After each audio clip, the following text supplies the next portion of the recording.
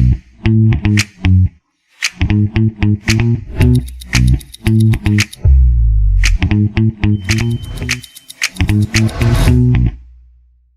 everybody, welcome to episode 13 of Waking Up to Narcissism. I'm your host, Tony Overbay. I'm a licensed marriage and family therapist, a certified mindful habit coach, writer, seeker, husband, father for, creator of The Path Back, which is an online pornography recovery program. I don't think I talk much about that on this podcast, but if you are interested in learning healthier coping mechanisms, if you are someone who turns to pornography as a coping mechanism, maybe you don't feel as connected in your relationship or as a parent or in your faith or your career or your health, then go to pathbackrecovery.com and you'll find a short ebook that describes common mistakes that people make when trying to put pornography behind them. That was just so what I say on the Virtual Couch podcast, so I rolled right into that. But I want to get to today's episode, and I'm going to do a fair amount of reading today. So let me pull up a Google document and let's begin. This starts out with an email that I received, and this isn't the normal type of email that I get, so bear with me. The email starts with, "Dear Dr. Overbay," and they say, "I'm kidding. I know you're not a doctor. See, does that show you that I've binged on episodes of your Very Good Coach podcast?" And I just have to stop right here and say, this guy got me. He's funny, and he gets it, and I want to get to today's topic so bad. There are so many things that we're going to cover today, but I felt like this email was just so good, and you'll see why in a minute. But long story short, I have talked on my Virtual Couch podcast of how one of my own clients years ago saw me wearing a Virtual Couch jacket. Actually, I'm literally wearing a Virtual Couch jacket now, if you end up finding this on my YouTube channel at some point. And I had just started getting merchandise, and they saw the logo, and they said, "Oh, it's really neat." And you could see that they were kind of squinting. And this person said, I've told a lot of my friends about your podcast," and then they squinted to read the writing under the logo, and they said, You're Very Good Coach podcast. Because I'm guessing that from far off, Virtual Couch looked like Very Good Coach, and bless their heart, they wanted to make me feel good, and I'm guessing they were looking for external validation that I would say, "Thank you so much, that means so much to me," and I think I did say that. And a year or so later, they finally shared that they didn't even know really how to access podcasts or what the podcast was or how to listen, and so I loved that part. So every now and again, I've talked on the Virtual Couch podcast about my podcast being called The Very Good Coach. And on the Dr. Overbay front, it's kind of funny too, I'm a licensed marriage and family therapist. So that means I have a master's degree in counseling, and I am licensed by the state of California. And many, or I'll say most people, I think, have the therapist, psychologist, and psychiatrist parts confused because it's confusing. I feel like I was in grad school and I still didn't really have all that stuff figured out. But a therapist like me, I have a master's degree, then you accumulate 3,000 hours as an intern, and then you sit for licensing exams, and then you become a licensed therapist. And if you go to school 2 or 3 more years and more exams, you get your doctorate, and you can get your doctorate in psychology, and now you can write doctor on your checks. And I just impulsively want to say, for those under 30, you can Google what a check is. And I'm kidding, sort of. And finally, a psychiatrist is actually a medical doctor who went to medical school, and they literally did all the medical school things. They did rounds. I had a psychiatrist client at one point. They talked about delivering babies. They talked about working in podiatry, and they did all kinds of medical doctor things before specializing in psychiatry and mental health related issues and prescribing medication. So there's your fun fact of the day. So when somebody does call me doctor, which they will do in an email, and actually had someone write that on a check at one point, and I think now I can't even think of the word, photocopied the check, and I thought it was really funny, but it's not correct. But he goes on to say, here's the good parts of the email. He said, "I have to say that I wasn't a fan, not at all, for a month or so."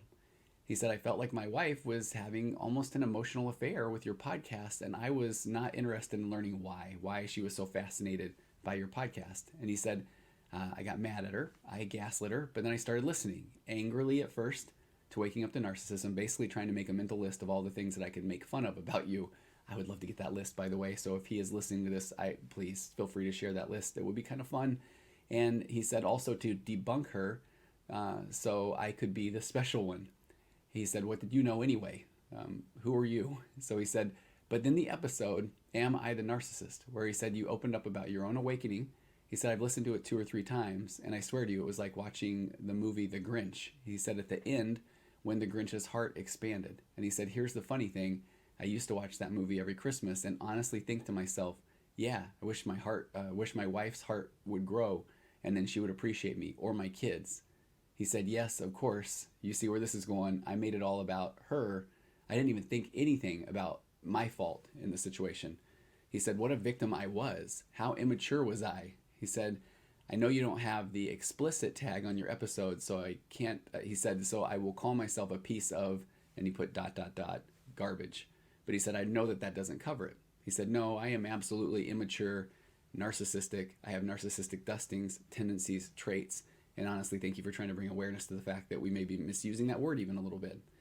So, and let me jump back in. So what I believe he means is that in another episode, I talked about people with narcissistic personality disorder, the legitimate, we could diagnose this narcissistic personality disorder, and that percentage of the population is actually fairly low.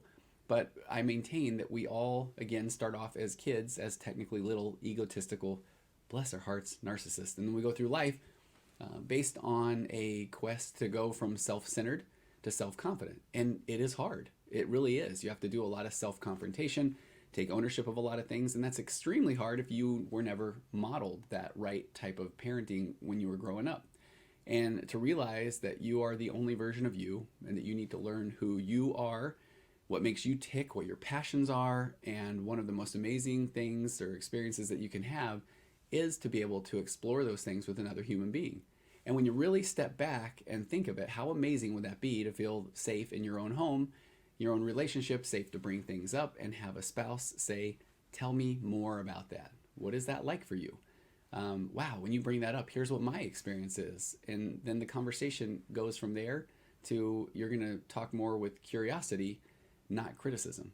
Because the goal is not then for the narcissist to put down their spouse to make themselves feel superior or to feel like the special one, but it's to have a genuine connection, and not so that then they can get what they want, more sex or more control or more power, because no, it comes from a place where they genuinely care about the other person. But it takes that person with the narcissistic traits and tendencies to really do some self-confrontation, and I am starting to get more and more of those emails. It's a really small percentage to the ones where I just feel like people are responding and saying they just truly feel heard and understood in the things that we're talking about here on the podcast. He goes on to say more nice things and to admit that he's now almost overwhelmed at how much his behavior of his behaviors he sees as manipulative, of seeking external validation. And he asked me if I ever work with men that are coming to this realization, and yes, I do. So if you are a guy that's starting to process this type of information, please feel free to email me, because I'm starting to hear from more and more of you, and I appreciate what you're going through. Now, with that said, today's episode is going to be heavy, and it's going to be a lot. And here's one of my warnings, is that if you haven't noticed by now, if you happen to listen to the Very Good Coach podcast, I am joking. Well, that's actually kind of funny. What I'm going to talk about is I love humor. I use humor a lot. I've talked about primary and secondary emotions quite a bit on my podcast and what that really means. And I'll just give you a quick example. The primary emotion is what is your reaction. Some people call it the first start reaction. And then secondary emotion is what comes after. And I feel like the clearest example of this is that when I was a young father and my kids went through a period where they would like to scare me at any given moment. I would walk around a corner and they would scare me. And if you really step back, that's funny. It's a little kid that's trying to scare you, and they just are wanting to have some fun. And maybe they've seen it in a movie or they played hide and seek. I don't know. But as an adult, we come around the corner, they scare us, and our immediate reaction is like, "Hey, why'd you do that? I could have dropped this. I could have hurt myself." And so there's your primary emotion. That primary emotion is actually, check that. I jumped ahead of myself there. So the primary emotion is embarrassment that I reacted the way that I did. And so what then we will often do is that embarrassment's the primary emotion. The anger is the secondary emotion. So then I get angry about the fact that I was embarrassed or that I was scared. And so often, if we can sit with that primary emotion, then we can just be more present. We can be more real. We can be more authentic. So if my kid scares me and all of a sudden I'm like, oh my gosh, you got me. You got me good. Now we're having a shared experience. Now we're not looking at this with criticism. It's funny. It's an experience. It's something that we're going through together. We're all human. We're trying to just figure things out. We're trying to connect with each other. And for a little kid, that connection may be in trying to scare their parent. And so the primary emotion maybe was embarrassment. Maybe it was it was scary, but then our secondary emotion kicks in and it's anger. And anger is trying to then grab control of that situation instead of just being in the moment and being vulnerable. So my secondary emotion is so often humor. So I realize that when people even are sharing some pretty heavy things with me, sometimes in a session, that when I'll validate, that sounds hard. I'm so sorry you've had to go through that. And then every now and again, then something humorous will come out, and I feel like a lot of the clients I work with do the same. And sometimes that's what we need to do. Humor can be a great diffuser, but it doesn't mean that we aren't truly feeling what those primary emotions are, or those first dart reactions to the situations that we're going through in life. So I am going to have I'm sure some humorous responses here, but I want you to know that I see you. Humor is my secondary emotion. And as I've shared, I get an incredible amount of email and feedback from the show, and I do read it all. So talking about today's episode, a common theme I hear again is that the experts and the books and the YouTube videos, that they are all wonderful, that right now most of the people that are going through this awakening to either the narcissism in their lives, whether it's with a spouse or whether it's with a parent or a boss or an institution. Some people have been writing me talking about institutional narcissism is what I like to call it, but from a church or a workplace or that sort of thing, where they feel that they are being told what to do, how to feel, what to think.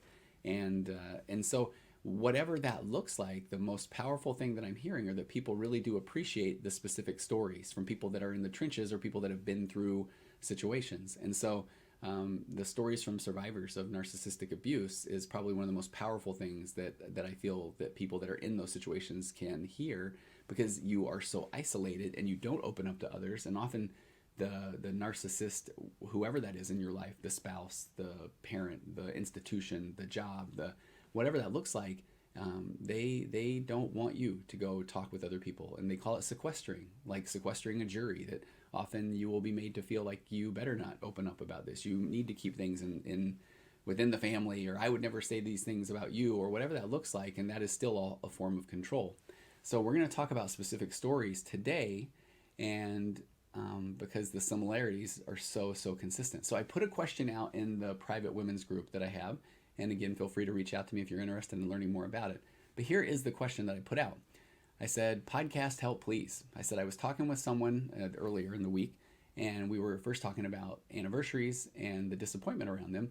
And I've got a whole topic of narcissistic traits and tendencies around cards, whether it's birthday cards, anniversary cards, Christmas cards, you name it, that there's just a really interesting phenomenon that so often, this is where I feel like that human magnet syndrome really kicks in or comes into play, that I know that the narcissistic trait or tendency, and let me just say then, for the rest of the episode, I'm just going to say the narcissist. But at this point, I hope that you know on my show that when I say the narcissist, I'm talking about from the spectrum of full-blown narcissistic personality disorder all the way to just the light narcissistic dustings or tendencies. But so in this scenario, so often I will find that the narcissist really does go big on the card at times, because they can find a card that says certain things, that says you are the apple of my eye, you're the wonderful person, and you're a great mother, and then sometimes they'll sign it. And some of the feedback that I've even heard is, he would forget to sign the card. But then here's where the pathologically kind person then takes the card, and if he did handwrite a message, or if the sentiment of the card is one that they really do want to believe about themselves, and that's what their narcissistic person does feel about them, then they will keep those cards. And I will have people bring cards in and say, okay, but this is who I really think he is, on the 3 or 4 days a year where he would then write or pour what she would feel like his soul is into a card, and then say these things, but then the next day, then we're back to normal. And that's the part where when someone will say, when they're in a trauma bond, they'll say, okay, but no, it was a good week. Like he's being nice, he's being kind. That I will then often identify, okay, is it that now he is understanding and more empathetic and wants to get in your shoes and understand more about what you are going through, and then what that must be like, so that we can have a shared experience so we can both grow? Or is it that things aren't bad? And I found so often that is the answer, that, well, no, I guess it's been a peaceful week. And so the narcissistic tendencies and traits around even just simply cards is something that's fascinating. So I was talking with someone about that, and then that led into, I was actually reading the post that I sent, wasn't I? So I went on a tangent. So podcast help, please. This is the post I sent. I was talking to somebody yesterday. We were first talking about anniversaries and the disappointment around them, and that led to the topic of gifts. And with Christmas approaching, I'm wondering what stories that you might have around gift giving. And I just said, did the narcissist in your life ever give you a gift for them? And what type of gaslighting did you perhaps experience around gift giving? And I just put a little humorous thing about, I know how much you probably all wanted new tools. So I just said that any stories that come to mind, funny ones or the difficult ones, I would love for people to share. And then I did, and so I want you to know anything that I'm reading here. I said, and I would love to consider any of these stories shared, fair game for reading on the podcast. So if you want to change up the details, a few of the details, feel free. Or if you want to put that you would rather not have this story end up in the podcast, feel free to share that as well. And so some of the most powerful stories are the ones where people did say, I would rather just keep this one in the group. So I do want you to know I respect that, and because I still, in every bit of my fiber, want to protect people's anonymity and confidentiality, and because I recognize how hard it is. Even people that are starting to participate in the group will say, this is the first time I've ever posted, or I feel so vulnerable, or those type of things. So I'm going to share a lot of examples, and I'm probably going to comment on several, and that's where I feel like, again, some of the jokes may come out. So thanks for joining me on this, truly, and again, it's probably going to get a little bit heavy. Please continue to write and send me your questions and suggestions, because for so many people, and it's not just the women, or it's the men, it's men like in the email that I just read, men in relationships with narcissistic tendency, women, or and with narcissistic mothers or fathers. I see you all, and I really appreciate what you're doing in sending me the content that then is going to help create additional episodes of this podcast. So we'll start right out with an answer to that post. One of the first things is kind of in just its most simple form. The person said, gifts. I don't remember the last time he gave me one. Another reader commented, gifts, brakes, brake parts for my car. And here's, so now let's kind of get into the more detailed ones. The person said, this is my first time posting, as I'm new, but this is a really good topic for those of us in this situation. She said, I don't ask for gifts anymore. I buy myself Christmas presents and birthday presents, and it's just not worth the disappointment. Anything that he's bought in the past has been either one, more than our budget to make him feel good about himself, or two, something that ends up being for him. And she said sexy underwear. And so truthfully, this is where the basis of my joke comment went, because I knew I would really want to make a joke that I know what she means, that he would buy her sexy underwear. But in context, it sounds like he would buy something that ends up being for him, aka sexy underwear. But I digress. Number 3, she said, or something that he approves of. So for years, he would give me a really bad time for asking for practical gifts, because then he would make it about him. He would say that he feels like you are saying I'm not a good provider. For her birthday this year, she said they went up to the mountains with family, and she said she actually had a really good day, but on the way home, he made the following comment to the kids that, quote, maybe I'll get a real birthday cake next year. And of course, what's the angle? There's backstory here. She said a month prior on his birthday, she had gotten him gourmet donuts because he had said that he doesn't like cake every year. And the year before that, she'd gotten him pie because he said he liked it more than cake. In hindsight, it was the way for him to then turn her birthday back to himself. And this is how it goes anytime that the attention is on someone else, which is just so true. And I want to stop after every one of these and say, I am so sorry that this person has been through this. Another person said for Mother's Day, they had asked people in her family for recommendations of what to get for Mother's Day. And they were very clear. They recommended that he put together a book with pictures and then have the kids write notes and put that in this photo album. So he ordered the photo album. It came a few weeks late, and it's been a year and a half since, and it is still sitting blank in the kitchen. And also, another person had commented that at one point they had received a gift certificate to buy jewelry at a jewelry store, and they went and bought a very expensive necklace that then they also delivered late. And the key part, which I think is such a theme, is that the wife had let the person know, her husband know for years, that she doesn't really like jewelry anyway. And she said he's actually known that since we were dating. On another comment, no, this is my own, I was right. Man, this is talking about my own waking up to the narcissistic traits or tendencies. I still remember, and it was so long ago. I remember it was in our first home. We've been in our home that we're in now for literally 21 years. So it was that long ago. I would like to say I was just so much more immature at that time. But I remember forgetting or not preparing enough to get my wife something for, I don't know if it was Christmas or birthday. I think my brain's trying desperately to block it out. But I remember going on Groupon and seeing a Groupon coupon for whitewater rafting and printing it up because I knew that was something she wanted to do at some point. And I delivered her the print printing of the coupon that I never bought. So breaks my own heart for that, because that is I didn't plan or prepare. Then I did this thing. I wanted the kudos. I wanted her to go, oh my gosh, I've always wanted to do that. And then I never followed through. Another person in the group said that she received a fishing rod, and I knew we would get some of these. She said a fishing rod, a very fancy one, and you can probably guess, she says, I don't even fish. I will go with him on fishing trips and read and maybe have hot tea and listen to the river and the birds, and she just says, guess who uses my fishing rod? Another person said that she received a do-it-yourself fix-it book that did have a woman on the cover on the front holding a hammer. And so he had framed this as, this is for the things that she might want to do and fix around the house. And she said, I will never use it. Let's not return it, because this book is not cheap. And he didn't return it. And he has used it until, she says, the cover fell off, but it was always known as Mom's book. So again, I don't know if these are starting to resonate as people hear more. Another person said that she had received a gift, and this one we left a little bit blank, because I think that this was, again, one of these common themes, that she received a gift, and it could have been a gift of anything, fill in the blank, that she did not ask for, and then he was then upset that she didn't praise him for buying that gift, even though this is something that she had expressed over and over again that she did not care for and she didn't want. And so even when he would then say, but I want you to have this, and it's interesting, because I can understand where people then will say, okay, but shouldn't they just be appreciative of the gift? And if that's what you're feeling or right now, please go back and find the episode I did called Death by a Thousand Cuts, because it's a continued pattern of somebody not feeling heard or not feeling understood.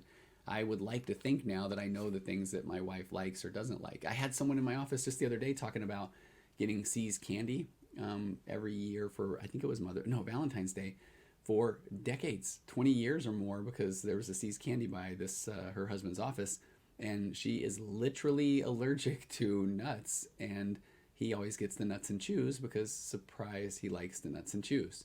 So and it gets to that point where he doesn't even say, oh man, he doesn't even gaslight her well of saying all they have were the nuts and chews, so I just wanted you to know I care about you, and then he eats them. No.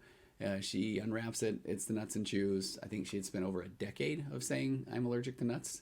I don't know about the chews. There's that secondary emotion of humor. And he would then eat the C's candy all the time. Matter of fact, I have to tell a funny, here's where my ADD kicks in. She told me that story, and I was sitting there in the session remembering that my wife had just got me some C's candy for my birthday, and I forgot all about it. So I went home that night and I put it in a bag, and it is in my bag now, and I'd forgotten about it, so I can't wait to eat the C's candy. And of course, she keeps a list of the things that I like from C's candy and gets me a custom box, which I do as well. I keep a note, and this is one of those funny things where if I'm doing couples therapy with someone, and this is the example that comes up, that he just gets me what he wants, I will have the guy often say, well, I can't keep track of what she wants. And that's not an excuse. I want to say guy.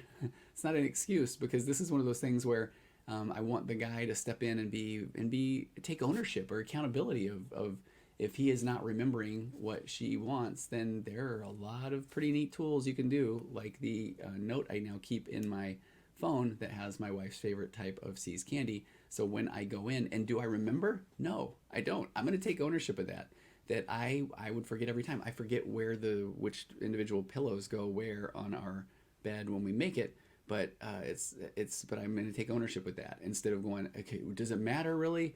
Yeah, it does. And actually, I think I know which ones where they go now, but it's taken quite a long time. But if I needed to write a diagram and put it on my side of the bed that this is how the pillows go, it's okay. It's actually pretty darn empowering to have this list on my, it's funny now that I'm saying this, when I pull out the list and I say, here are the candies that my wife likes, I'm actually secretly getting external validation from the nice C's ladies behind the counter that are saying, oh my gosh, that's so nice. And they'll call the other person over and say, look at him, he keeps a list of what his wife likes. And so then I do feel, oh, that feels good. But in reality, it is because I need to take ownership of the fact that if I don't remember, I'm going to get her things that she doesn't really care for, even though she has told me the things that she likes and doesn't like. It can be that easy. So, here, okay, let's keep going. Gifts for Christmas, one person said, have always been a sore spot for me. She said in the group, people will just say narc because it's easier than typing out narcissist or person with narcissistic traits and tendencies. So Monarch doesn't seem to have the desire or ability, and she identified, which I think is so correct, probably a combination of these, to put himself into somebody else's shoes and picture what they might like to receive as a gift. Nice gifts are always given to show off and make him look good. She said he's still patting himself on the back for the KitchenAid mixer he gave me some 20 plus years ago. And I am telling you, a KitchenAid could do a commercial about this of, hey, narcissistic husband, do you want to have something that you can go back and praise yourself about forever? And also be able to make some tasty chocolate chip cookies on the weekends? Buy a KitchenAid for your wife, because the KitchenAid mixer is so brought up in this term. So that's why I thought this one was so fascinating. So she said he's still patting himself on the back for the KitchenAid mixer he gave some 20 plus years ago. He wants me to continue to thank him so profusely and so often afterward that she said, I'm sorry that I even got the gift, because now I feel like I'm obligated to thank him and sing his praises. And I talked a couple of weeks ago about, you'll see these examples where then if he's around it, if he is feeling insecure about himself, then that is a situation where then I could see him saying something like, man, I am just so glad that I got you this KitchenAid mixer. My wife and I will jokingly say that often about, I am just so glad I thought of this thing, because it is the way of saying, we haven't talked about me for a little while, so let me tell you what I'm grateful that I've done for you, so that then you can make me feel better about myself. There we go again, seeking that external validation. So she goes on to say that some years there are no gifts from him at all. Some years he asks for ideas, but then he gets frustrated because the things I ask for require time and effort to obtain. He usually just says, just buy myself something, and he buys himself his own gifts, and then he tries to cover up his issues by deflecting and going on and on about how Christmas is too commercialized and how everything costs too much. But really, she said he can't or won't make the time and effort to be thoughtful, and that is so well said. And again, if I go to my own Waking Up to Narcissism, I would say, oh, I'm too busy, or I work so much, or these sort of things leading up to whatever the particular holiday was. And then I realized, oh, those are excuses. And I need to take ownership of the fact that I actually can plan into my schedule time to go take care of things. Or there were years where I would pay my kids to go buy, and I'm going to go right back to the See's Candy example. But it wasn't from a last minute. It was from, I want to make sure that I want to get my wife this. She loves See's Candy. Her parents grew up around, I think, a See's Candy factory. And so that was always just a gift. And so now I'm on board as well. And no, I'm not looking for unsolicited donations of See's Candy, especially not the Toffeettes. And that's a joke too, because I do enjoy those. But I love the fact that she's saying he won't make time or the effort. So you need to take ownership of that person listening who is maybe having their own waking up to their narcissistic traits or tendencies, that it really does just, the accountability piece can be rather simple, in the sense where I just feel like it's easier actually to say, my bad, than to try to come up with 800 different reasons of gaslighting of why you couldn't get to the, in your schedule and you work so much and what do you expect of me? And instead of saying, man, I hadn't thought of it that way, I really do need to make more time. So taking ownership and accountability can be just so incredibly powerful.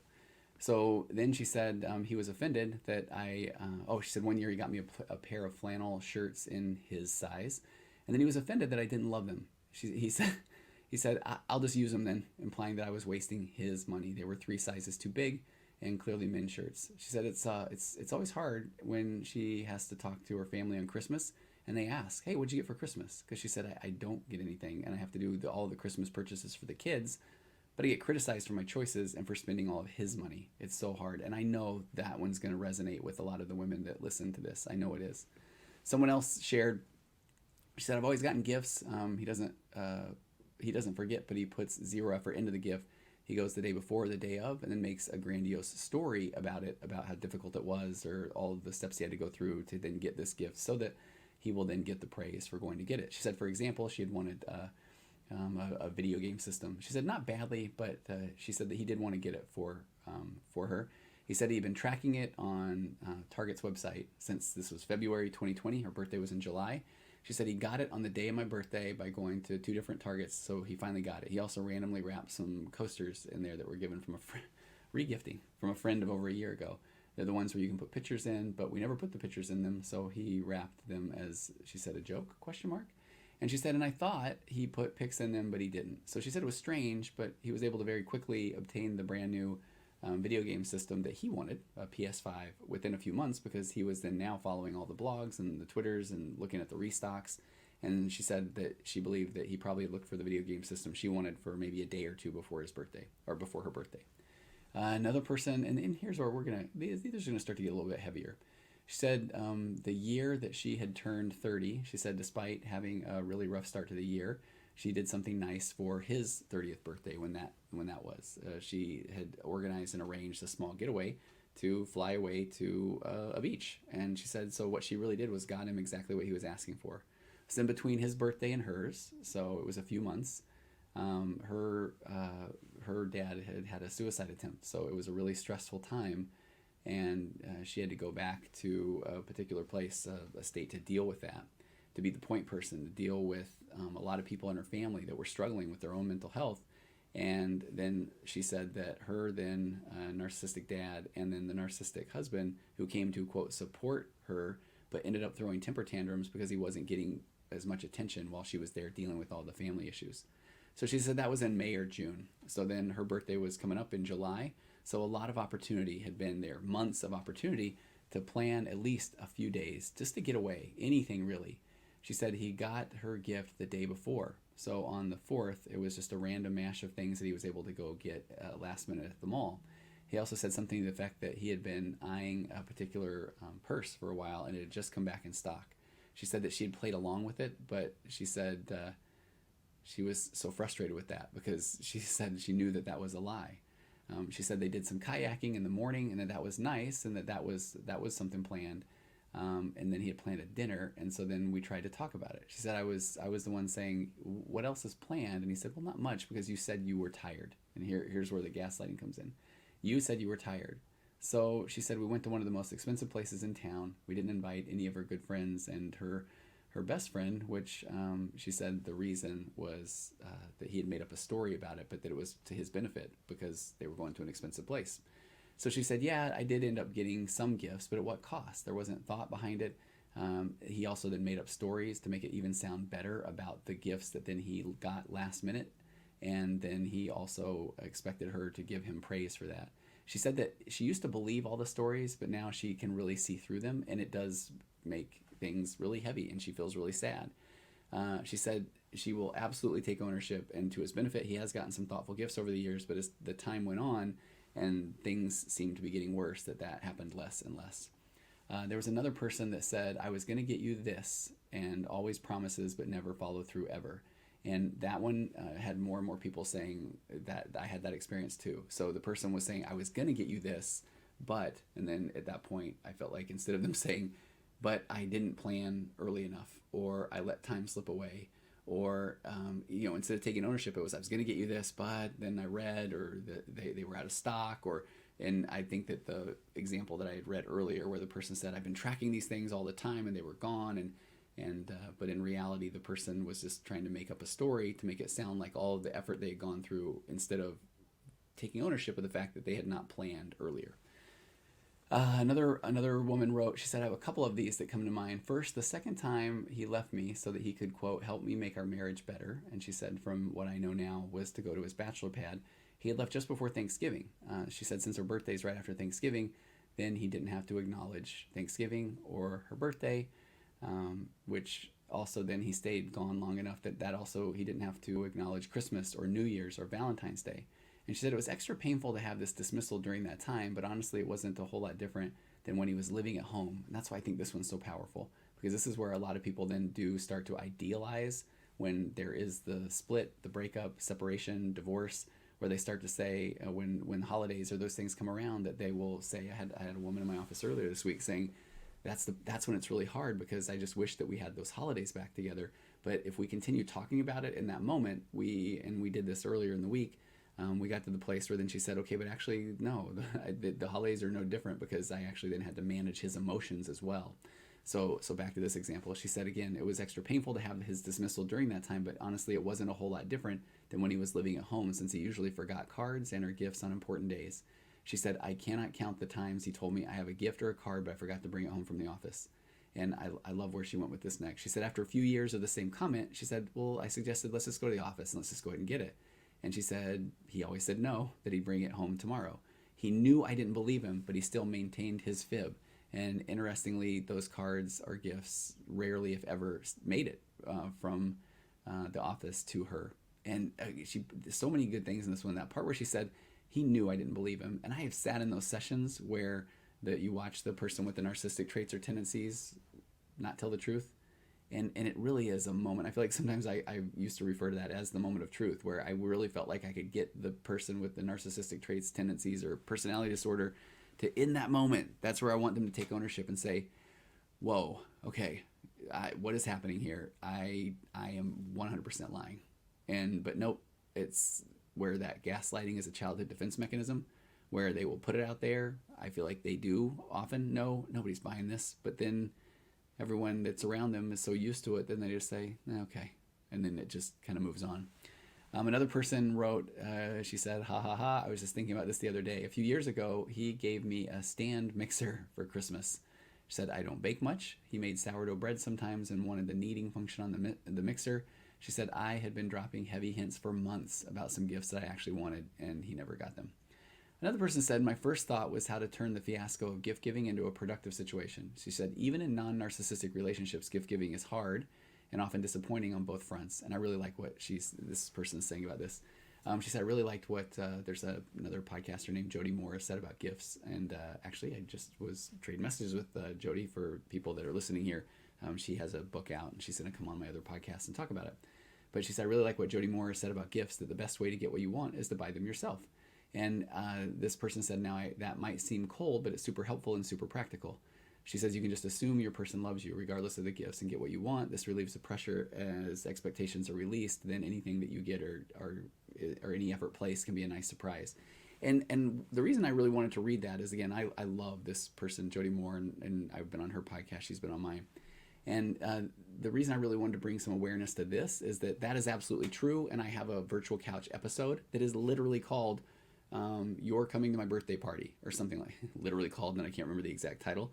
But it's where, when I'm talking about my 4 pillars of a connected conversation, when I'm talking about the mature version of our childhood abandonment wounds, and again, just by quick way of review, when we are a kid and we're egocentric and the world revolves around us and we don't have a real understanding of the plight of our caregiver, aka not a lot of empathy, because that's just that's how kids are. That then when our parent or anyone doesn't do what we ask them to, or they don't meet our needs, then we feel like it's not because of that they may have things going on, but it must be because we feel broken, we feel unlovable, or we feel like they don't care about us. And that comes from that abandonment equals death part of our brain. So when we cry and express ourselves as a baby, then people run and meet our needs. So then we have that programmed in our DNA. So as we move forward into life, we just kind of have this wired that then especially as we gain a voice and we say, I would like this, please, that then when someone doesn't follow through, that means they don't like us, or they don't care about us, or something's wrong with us, when in reality they are human beings going through their own things, whether it might be financial struggles, emotional struggles, or narcissistic traits and tendencies. So back to this paragraph, and again, this person is so right that it may feel cold, but if you really want something, then it's okay for you to get it, especially as an adult. But the part where she says, you can assume your person loves you regardless of the gifts, get what you want, and this relieves the pressure as expectations are released, that anything you get or any effort placed can be a nice surprise. And that's where I do feel, and we've got an episode coming up down the road where it's just going to be called Asterisk Narcissism, because for normal relationships, that is dead on, accurate, spot on.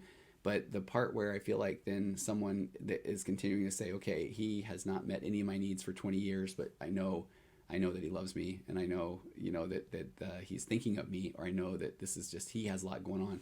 That's kind of going back to that place where the kind pathological person will go to great lengths to come up with reasons why the person is acting off, rather than identifying problem personalities for what they are. And again, that's what is called cognitive dissonance, where it goes so against what we want to think or believe about someone that then we will do anything, create any narrative or story to then help ourselves feel better about the way that someone else is reacting. And that is where that pathological kindness is a wonderful thing, but it can also then set you up to then really feel a lot of empathy for someone that is not reciprocating with that empathy. So I just wanted to point that out. She said, though, that being said, this is a real issue. She said, often at Christmas, he wouldn't have gotten anything for my stocking. At first I was sad, but then I just started buying for myself, and it was much better. She said, the other situation I run into is gaslighting me about gifts. She said, I didn't recognize it for years. He would buy me things, and if I wasn't thrilled about it, he would say, you're just too picky. She said it wasn't until recently that I realized that that was a blame tactic. Rather than him owning up to his inability to figure out my taste, it turned into something that was wrong with me, and I walked away feeling like I was spoiled or I should just be more grateful. And she said, yep, gaslighting. And I hope you can start to see that as a theme. I need to get through these. There's a few of these that are really, really good, or heavy, and I'm just going to read. I'm going to try not to comment for a little bit because we're running out of time here. For my birthday last year, he only gave me those things that were for activities that he loved doing: hiking shoes, headlamp for hiking, skiing accessories. She said, even though I had told him exactly what I wanted, and then for Christmas last year, it was a card saying he was going to order me contacts for Christmas, which he never did. And she said, exactly what I want for Christmas, right? And for his birthday last year, I had planned a fun weekend away with activities that I knew he would enjoy, dinner, and because it wasn't something outdoorsy, camping or hike or anything that he liked, it wasn't the ideal birthday for him, so then he complained about it. And she said one time she also told him point blank all that she wanted for a particular birthday of hers was a birthday party with all of her friends, and no, he didn't do any of that, and she ended up doing it for herself. There's another example here. Someone said big milestone birthday. She had planned it all out. And I think this is one where this is another type of a theme that you will see, that then the narcissistic person will then say, okay, I'll do what you want me to do for your birthday, but then I'm going to complain about it. I'm going to talk about how bothersome it is to have to go to different places or how expensive things are. And so they just complain because it's inconvenient or it isn't what they wanted to do for you, making this person feel guilty for even a big landmark or milestone birthday. Here's a good one, and this is long. This person said long, but she said sad but semi-funny in hindsight. She said, I was always in charge of the gifts: stocking stuffers, gifts for his family, gifts for my family, gifts for him, gifts for the kids.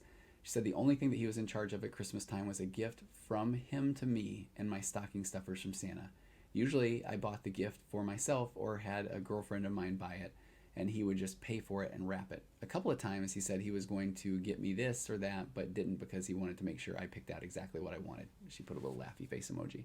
She said we had a tradition that I would put everything out under the tree and the stockings, and then he, so that I couldn't see what he had gotten me before the morning, would put my stuff out after I was in bed. She said he didn't help me put the Christmas out. I did it by myself. He wasn't interested in sharing on the process. She said, it's interesting for me to recognize now that I didn't think that that his non-participation was weird. She said, I see that completely walked in the footsteps of my own mother. My dad did or didn't do so similarly. She said, anyway, when my son was 10, my daughter was 6, we got up Christmas morning, and the first thing, as was our tradition, began digging into our stockings to see what Santa had left. The kids were very excited and pulled out one thing after another like kids do. They held up this, and then they dug into their stockings, and with bright-eyed excitement until the stockings were empty. She said her hubby quickly emptied his stocking at the same time, but kept all the focus on them, getting them more and more excited about what they were finding in their stockings. And she said, I sat with them, bathed in the joy of all 3 of them enjoying what I had so carefully and thoughtfully picked out for each. She said I was the loving wife and only slightly bothered at the fact that there was nothing, only empty space in my stocking. My husband's over-exaggerated excitement for the kids was a nice distraction from the fact that no one was watching me dig into my stocking. She said why I wasn't ticked off that he'd forgotten over the last 365 days to pick up a trinket or 2 for me. She said, I don't know. And she said, I am mad about it today. She said at some point while the kids were grabbing gifts from under the tree and delivering them to be opened, my 6-year-old sat next to me and held up my stocking with an intense look of concern. While holding that empty stocking, she said, why didn't you get anything from Santa in your stocking, Mom? And she said, I smiled and I tried to convince her that it wasn't a big deal, saying that Santa must have forgotten my stocking. So without skipping a beat, with eyebrows raised to heaven, she gave me her most intense look of judgment and said, I guess you weren't very good this year. Oh man, see this? She said, my heart broke and my husband wouldn't look at me, and I was left to try to explain away my empty stocking.